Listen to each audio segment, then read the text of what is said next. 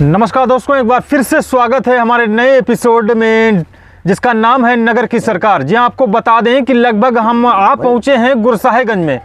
गुरसाहिगंज जो नगर पंचायत लगती है उसमें लगभग 25 वार्ड हैं और वोटरों की संख्या लगभग 40,000 के आसपास है और 25 वार्ड हैं। हमारे साथ एक मेहमान जुड़ चुके हैं जो एमआईएम पार्टी से जो जिला अध्यक्ष हैं इशरत खान साहब, उनसे हम बातचीत करेंगे कि वो अपनी पार्टी को लेकर किन मुद्दों को लेकर वो इस समय जो है नगर पंचायत गुरसाहिगंज में उतरे हैं। बहुत बहुत स्वागत है इशरत जी।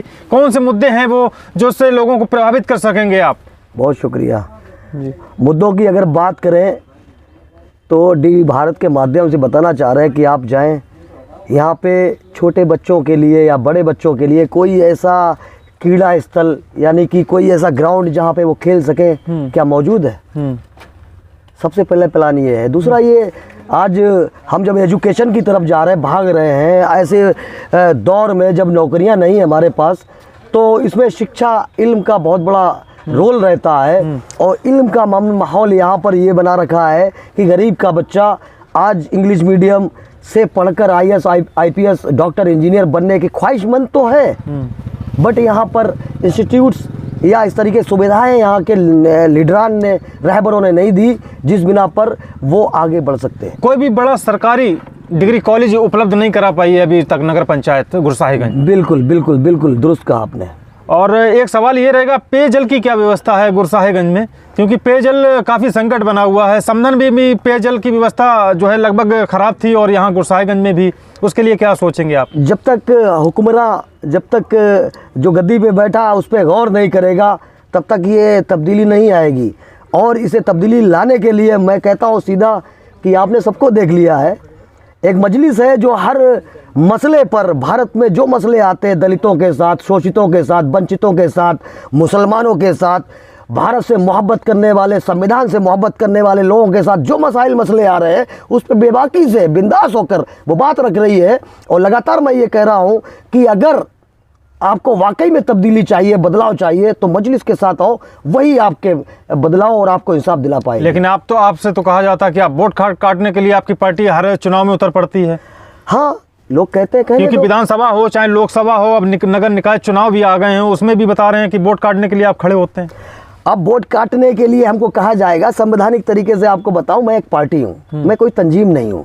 उनको अभी तक उन्होंने अपने आप को क्या बोलते हैं न्यू वर्जन में अपडेट नहीं किया है, जिस बिना पर अभी हम दिखाई नहीं पड़ रहे। आप गौर करें कि हम आ चुके हैं और बहुत जल्द आपको दिखाई पड़ेंगे हुकूमतों में भी। हम आपकी पार्टी पे ये भी आरोप लगते हैं कि आप सिर्फ मुस्लिमों की पार्टी हैं, सिर्फ मुस्लिमों के बारे में सोचते हैं और अन्य जो कौमें हैं उनके बारे में आपकी पार्टी नहीं बोलती। अगर ऐसा होता तो आप गौर करें, संसद भवन में हमारा सदर असदुद्दीन ओवैसी जब पहुंचा तो पहला अल्फाज क्या था, आपको याद है कि नहीं? पहला अल्फाज था, उद्घोषण किस अल्फाज से किया? उन्होंने कहा कि जय भीम। ये क्या है जय भीम? मैं बता रहा हूं कि मैं शोषित वंचित दलितों की एक बुलंद आवाज हूं, आदिवासियों की आवाज हूं, मैं मजलूमों की आवाज हूं, ना कि मुसलमानों की। हाँ, रही बात मुसलमानों की बात, अगर आप यहाँ पे करेंगे तो एक चीज आती है कि उनको कहीं ना कहीं पीछे धकेला गया है, नजरअंदाज किया गया। अगर उनका एक प्लेटफॉर्म बन रहा है तो आप यहाँ पे देखें, ठाकुरों की पार्टी है, पंडितों की पार्टी है, यादवों की पार्टी है, हर जात की पार्टी है। एक मुसलमान अगर अपने लिए सोचने लगा, अपने मुस्तकबिल के लिए सोचने लगा, तो उसमें गलत क्या? उनको मिर्चें ये लग रही हैं जिनको डर है कि उनके शोरूमों में ताले लगने वाले हैं। लगभग गुरसाहिगंज नगर से लगभग 4 या 5 कैंडिडेट चुनावी मैदान में उतरेंगे जी। क्या लग रहा है कि सीधी टक्कर जो है बीजेपी से होगी किसी भी पार्टी की? जी से भी बीजेपी टिकट देगी, उससे टक्कर होगी जी गुरसाहिगंज में। अभी तक क्या है कि हमेशा हमारे लोगों को एक ही चीज से डर दिखाया गया है दानिश भाई, वो डर है भारतीय जनता पार्टी का। लेकिन अभी 2022 में लोगों को पता चल गया है, मुसलमान स्पेशली मुसलमानों को, कि समाजवादी पार्टी के अंदर दम नहीं है कि वो अकेले भारतीय जनता पार्टी को हरा पाए। और ये बात हमारा सदर लगातार बोल रहा है। और ये इस बार 2022 में जो हुआ है उसका हर्जाना आवाम इनसे वसूलेगी, समाजवादी पार्टी, और इनको दिखाएगी कि हाँ, कि हमारे पास रहबर है, हमारे पास प्लेटफॉर्म है, मैं अपने को वोट करूंगा। और ये बड़ी ताकत में उभरेंगे इंशाल्लाह। 25 वार्ड लगते हैं गुरसाहिगंज नगर में, एमआईएम कहाँ तक पहुंची है वार्डों में? कहाँ तक पहुंची है? 25 MIM वार्डों में पहुंच चुकी है या ऐसे ही जमीन पर नहीं बल्कि जो है सोशल मीडिया के माध्यम से चुनाव लड़ा जा रहा है? भाई मैं आपको बता दूं कि पिछले 3 साल से मैंने इलेक्शन नहीं लड़ा था कोई, हम सिर्फ संगठन पे काम कर रहे थे। अल्लाह का शुक्र है कि आज संगठन 25 के 25 वार्ड में मौजूद है। अब उसमें इलेक्शन कितने लड़ते हैं आने वाला वक्त बताएगा, क्योंकि अभी वक्त नहीं पूरा हुआ है। कुछ आवेदन आए हुए हैं जिस पे मशवरे चल रहे हैं। इंशाल्लाह हम उन सबको मशवरे करके फाइनली। क्या वार्डों के जो सभासद होते हैं उनको MIM टिकट मुहैया कराएगी? हाँ बिल्कुल, उनका निशान होगा पतंग निशान। पतंग निशान पे लड़ेगी बिल्कुल MIM? बिल्कुल बिल्कुल इंशाल्लाह। अच्छा। तो जैसे एक प्रत्याशी और है मुस्लिम कैंडिडेट, वो भी चुनावी मैदान में है जी, तो क्या फर्क पड़ेगा इस चीज से? सर मैं तो अवाम के ऊपर छोड़ दिया, ये अवाम जानती है कि क्या गलत क्या सही है। जो पिछले 5 साल से बेबाकी से उनके मुसलमानों को या नागरिकों के मसलों को ऊपर बात की हो, उसको वोट करेगी। मैं बिंदास होके, अभी हुजूर की शान में गुस्ताखी होती है, बड़े बड़े दावे, बड़े बड़े मुसलमान आएंगे इलेक्शन लड़ने के लिए। क्या उनके मुंह से उस टाइम दही जम गया था जब हुजूर की शान में, जिनकी आपको बता दो दानिश भाई, उनके सदके तुफैल सारी कायनात है, उनके लिए अल्फाज इस्तेमाल किए जाते हैं, गंदे अल्फाज। और ये वो लोग जो आज इलेक्शन लड़ने आ रहे कहीं थे ही नहीं। किस बात के मुसलमान? अरे किस बात के हो भाई? क्या आपके अंदर दिल दहलता नहीं है कि ये पार्टियां ही सब कुछ ताकत होती? पार्टी के अलग हटके आपने अपने बारे में या मुसलमानों के बारे में या सब छोड़े, इस कायनात जिसके सदके तुफैल बनी है उनके बारे में सोचा। अगर सोचा होता तो आज रोड पे हमारे साथ खड़े होते, कोई नहीं दिखाई पड़ा। हाँ, मजलिस है, फ़क्र है मुझे कि मैंने बात उठाई और हमारी बात सुनी थी कि एडमिनिस्ट्रेशन ने। एक समस्या यही लोकल के इलेक्शन पे आते हैं सर, जैसे अभी जो है GST का खौफ चल रहा है, जो अधिकारी लोग हैं छापे मार रहे हैं, जो दुकानदार हैं, छोटे दुकानदार, बड़े दुकानदार, उनकी जो है दुकानें बंद हैं इस समय, जो व्यापार पर भी जो है थोड़ा उस पर असर पड़ रहा है। उस चीज़ पे क्या सोचते हैं सर? भाई ये गलत है, क्योंकि पहले से 2022 अभी 2000 में जो भी 2 साल हमारे यहाँ 1.5 साल कोरोना काल का टाइम चला है, उसमें व्यापारी बहुत परेशान हो गया था। और यहाँ पर हम देख रहे हैं कि अब 1 नंबर में काम कर रहे हैं बेचारे, सब ज़्यादा टाइम कोशिश कर रहे हैं कि 1 नंबर में काम करें, और करना भी चाहिए कि सरकार का जो हिस्सा बनता है वो GST के माध्यम से पहुँचे वहाँ तक। लेकिन सरकार को भी चाहिए कि थोड़ा सा अच्छा पेश आए, जिससे व्यापारी डरे नहीं, सहमे नहीं, उनके साथ खड़ा हो और उनको जो GST टैक्सेस बनते हैं वो टैक्सेस पेड करें। लेकिन ये डर खौफ निकलना चाहिए, इस पे तवज्जो नहीं, क्योंकि ये व्यापार को और नीचे लेके जाएगा। एक अहम सवाल नगर पंचायत गुरसाहिगंज से, जो जाम है, जाम से निजात नहीं मिल रही है, उसके लिए क्या सोचेगी MIM? सर मैं पिछले 3 साल से बाकायदा प्रशासन के साथ, कप्तान साहब के साथ मशवरे और उनके साथ टीम, उनको रूट चार्ट बहुत समझाया, बहुत बताया। तो नगर पालिका का उन्होंने हवाला देके वो रूट चार्ट रखा था कि इस पे काम करें। मैंने कहा बनवे क्यों नहीं करा देते इसको? जो गुरसाहिगंज चौराहा है, मेन चौराहा से जाम लगता ना, आप एक आसान तरीका है, तिरवा रोड जाने के लिए डाल दीजिए। आप तिरवा रोड से जो वापस आएगा उसको इस रोड से ना लो, आप वो पीछे से रोड गया थाने वाला, उससे निकाल दीजिए। आप मछुआ वाला जो बाईपास है इससे निकाल दीजिए। इतना आसानी से शॉर्ट आउट हो सकता है। अगर यहाँ का प्रशासन और यहाँ की नगर पालिका चाहे तो ये निजात पा लेगा। मेरे पास है इसका आइडिया, लेकिन मैं दे नहीं सकता हूँ और वो ले नहीं सकते। लेकिन इंशाल्लाह इन फ्यूचर हम इस पे काम करेंगे और बहुत जल्दी निजात दिलाएंगे। तो क्या जो है, अगर MIM मजलिस जो पार्टी है गुरसाहिगंज से अगर जीत जाती है तो क्या कुछ ऐसे काम हैं, 5 काम हमारे दर्शकों को भी बता दीजिए जाते जाते। भाई सबसे पहले मैं चाहूँगा यहाँ के रोजगार में बढ़ोतरी हो।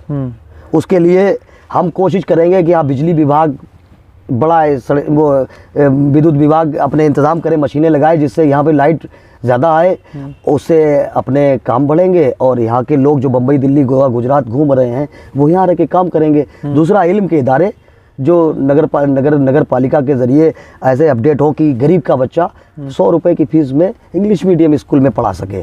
वैसे ही पानी की व्यवस्था, एक अच्छे सूचित पानी व्यवस्था। आज देखते टोटियाँ खुली हुई हैं, पानी में मिट्टी आ रही, पानी में नाली का पानी आ रहा है, तो इसको एडजस्ट करना है और जाम का इंतज़ाम करना है। और जो खुदरा व्यापारी हैं उनके लिए बाकायदा एक ऐसा प्लेटफॉर्म तैयार करना जहाँ से वो आसानी से, जैसे कि फ्रूट मंडी है, फ्रूट कर दी, सब्जी मंडी है, सब्जी मंडी कर दी।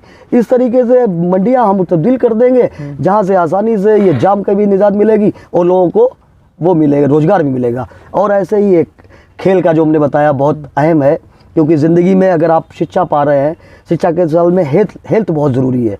स्वास्थ्य को लेकर, सबसे पहले स्वास्थ्य को लेकर अपन लोग चाह रहे हैं कि यहाँ पे एक ग्राउंड होना चाहिए जहाँ पे खेल सके, और साथ में हेल्थ इंस्टीट्यूट या फिर कुछ ऐसा हॉस्पिटल जो नगर पालिका के ज़रिए अच्छे डॉक्टर्स मुहैया करा के गरीब को मदद दे सके। काफ़ी लोगों से हमने एक सवाल भी किया था, उन्होंने हमारे पास मैसेज भी किया कि जो तिरहा पार्क लगता है ना, तो वहाँ पर हिंदू मुस्लिम के कार्यक्रम हुआ करते थे, लेकिन आजकल वो सौंदर्य का केंद्र बना हुआ है, वहाँ पे फाउंटेन वगैरह लग रहे हैं। क्या वो सही हुआ आपकी नज़र में या नहीं? क्योंकि वहाँ पर हिंदू और मुस्लिम दोनों के कार्यक्रम हुआ करते थे, वो तो अब पूरा जो है उसमें फाउंटेन लगा दिया गया, उसमें जगह नहीं बची है सर। मुझे लगता है कि फाउंटेन ठीक है, लगाएं आप, लेकिन सबसे पहले रोज़गार के ऊपर वो होना चाहिए। हमारी रोशनी जो है रोज़गार पे जाए। जब इंसान खुश होगा तो फाउंटेन तो भी लग जाएगा, लगना चाहिए था, लेकिन क्योंकि वहाँ सांस्कृतिक कार्यक्रम भी हुआ करते थे, उससे पहले अब नहीं हो पाएंगे वहाँ। हाँ हाँ बिल्कुल सही, उससे पहले इंतजाम कराते ऐसा एक ग्राउंड जहाँ पे ये सांस्कृतिक प्रोग्राम हो जाते, तो पहले वो इंतजाम कराते, उसके बाद फाउंटेन लगा देते, आसान रहता, लेकिन नहीं किया गया। जो मेन सड़क है जीटी रोड की चौराहे से लेकर और तिराहे तक, उसमें काफ़ी भारी भारी गड्ढे हैं। क्या नगर पालिका की जिम्मेदारी नहीं थी सिर्फ गड्ढे भर दे अपने पैसों से? कर सकते हैं, लेकिन अब वो गड्ढे ही हैं, 5 साल तक गड्ढे ही चले। वो असल में गड्ढा मुक्त अभियान भी कुछ नहीं, काम कराने का तरीका होता है।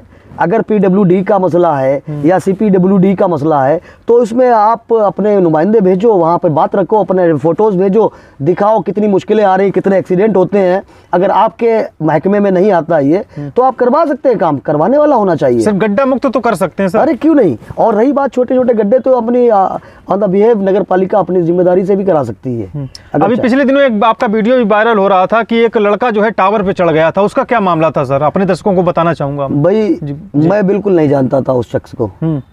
मेरे पास एसआईटी के शरीफुल भाई ने एक फ़ोटो भेजा था कि ये एक लड़का है, 1 महीने पहले की बात है, 1.5 महीने पहले कि वो आप असद साहब से मिलना चाहता है। तो हमने कोशिश की कांटेक्ट करने की, लेकिन नहीं हो पाया। मैं जानता भी नहीं था कौन बच्चा था ये। मैं फरुखाबाद में था, और जब प्रशासन की कॉल पहुंची, मैं फ़ौरन विदिन 40 मिनट में वहां पहुंच गया, और मैंने बोला उसको, तो उसने बोला कि जब प्रशासन से मालूम पड़ा कि जब तक आप नहीं आओगे तब तक नहीं उतरूंगा। तो बड़ा अजीब सा भी लगा कि चलो क्या पता मसला क्या है, लेकिन जब जाके पता चला कि हाँ वाकई वो ये कह रहा है, लेकिन उसकी मुश्किलें क्या थी। जो कोई शख्स जो होता है शराबी है, तो वो शराब उसकी ग़िज़ा जो है गलत है। इंसान गलत नहीं होता। अगर हमारा माशरा हम चाहे तो उसके अंदर शराब छुड़वा के उसे सही कर सकते हैं। वो ऐसे ही ये था कि कुछ का पीछे कुछ बैकग्राउंड जैसा भी रहा हो, जैसा उसने बताया मुझे कि मैं मजबूरी में फंस गया था, जिस बिना पर मेरा इस्तेमाल करके मैं जेल भी आया हूँ। और हमने कहा कहीं नहीं, ये समाज है, आपको एक्सेप्ट करेगा, और मैंने उसकी जिम्मेदारी ली थी उसकी, नहीं तुम्हें मैं काम दूंगा, उसे बुलाया भी था मैंने। नहीं, टावर आपको जब आपने उसे नीचे उतारा, उसमें दिख रहा है साफ साफ आपके नाम से वो नीचे उतरा है, तो उसमें क्या बात हुई, क्या बातचीत हुई, क्यों चढ़ा था वो? गुर्बत की जिंदगी गुजार रहा था। उसके बच्चे, मैं घर पे गया था, उसके घर में आटा नहीं था, तेल नहीं था, उसके खाने के इंतजाम नहीं थे, लेकिन हमारा समाज उस पर इल्जाम लगा रहा था लगातार कि ये तो गमन किए हुए। लेकिन जब मैंने उसके घर देखा जाके, उसकी बीवी और उसकी माँ से पूछा जाके, तो वो रोने लगी, वो आंसू नहीं निकल रहे थे, खुददार थे वो लोग, बोल नहीं रहे थे कुछ भी। जब हमने डब्बे उठा के खोले देखे जाके, तो उसमें आटा नहीं निकला, तेल नहीं निकला। तो यार रूह कांप गई जब ये सीन देखा मैंने, दानिश भाई। तो चीज़ें ये है कि इंसान को मौका दिया जाए, और वो गुर्बत की बिना पर कि मुझे काम नहीं दे रहे लोग, मुझे मदद नहीं कर रहे, मैं भीख नहीं मांग रहा हूँ, मुझे काम चाहिए, काम दिलवा दीजिए, मैं काम की बिना पर अपनी घर चलाता रहूँगा, जिसके लिए मैंने जिम्मेदारी ली, मैं काम दूंगा, और इंशाल्लाह तू अपना घर भी चलाएगा, वो तो अल्लाह करवाता है जी। तो दर्शकों, ये थे हमारे साथ मजलिस के बेबाक प्रवक्ता भी कह लें इन्हें, कन्नौज के जिला अध्यक्ष भी हैं, और हाल ही में नगर पंचायत गुरसाहिगंज से ये इलेक्शन भी लड़ेंगे मजलिस की तरफ से। तो अपनी बेबाकी से अपनी बात रख रहे थे, अगर इन्हें मौका मिलता है तो क्या क्या सुधार लाएंगे ये नगर गुरसाहिगंज में, साफ साफ इन्होंने बताया। असद साहब का भी दौरा लगेगा इस निकाय चुनाव में। मजलिस हर जितने भी ज़िले हैं उसमें जितने भी नगर पालिकाएं हैं, नगर परिषद हैं, और नगर अध्यक्ष पद के लिए जो भी प्रत्याशी हैं, वो सब MIM लड़ाएगी, यहाँ तक कि अध्यक्ष से लेकर वार्ड तक। जो भी सभासद होंगे उन्हें भी मजलिस अपने टिकट से चुनाव लड़ाएगी। अब देखने वाली बात ये होगी कि समाजवादी पार्टी भी होगी और उसके बाद भारतीय जनता पार्टी भी होगी, बीच में मजलिस भी अपना अहम रोल अदा कर सकती है। तो चलिए अगले प्रत्याशी के पास चलते हैं, तब तक अपना ख्याल रखें, सुरक्षित रहें।